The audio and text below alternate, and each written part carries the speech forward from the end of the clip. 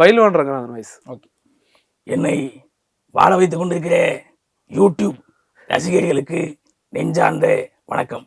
அதாவது சொல்லக்கூடாது, இருந்தாலும் சொல்கிறேன். இந்த குமுதம் அதில் பேட்டி எடுக்கக்கூடிய அந்த பேட்டியாளர் ஜுல்ஃபிகர் சொல்லக்கூடாது, இருந்தாலும் சொல்கிறேன். அவர் இன்டர்வியூ நடக்கிற இடத்துல நானும் உட்காந்துருக்கேன்.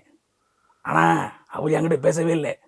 நானே கூப்பிட்டு கேட்டேன், ஏங்க இன்டர்வியூ எடுக்கிற இடத்துல எவ்வளவோ ஆண்கள் இருக்காங்க, ஆனால் நீங்கள் குறிப்பாக பெண்கள்கிட்ட மட்டும் பேசுகிறீங்களே, என்ன காரணம் அப்படின்னு கேட்டதுக்கு என்னை ஆண் என்பதால் அவாய்ட் செய்திருக்கிறார். சொல்லக்கூடாது, இருந்தாலும் சொல்கிறேன். இன்னைக்கு அவர் பார்த்தீங்கன்னா குமுதம் ஆஃபீஸ்லேயே கிட்டத்தட்ட ஐயோ ஏதோ குழப்பி விட்டு போயிடுறேன். எவ்வளவு சம்பளம் வாங்குறாரு பயந்துட்டாங்க. ஆண்டவனுக்கு தான் வெளிச்சம். சொல்லக்கூடாது, இருந்தாலும் சொல்கிறேன். சொல்லக்கூடாது நான் காலி பண்ண பார்க்குறேன்.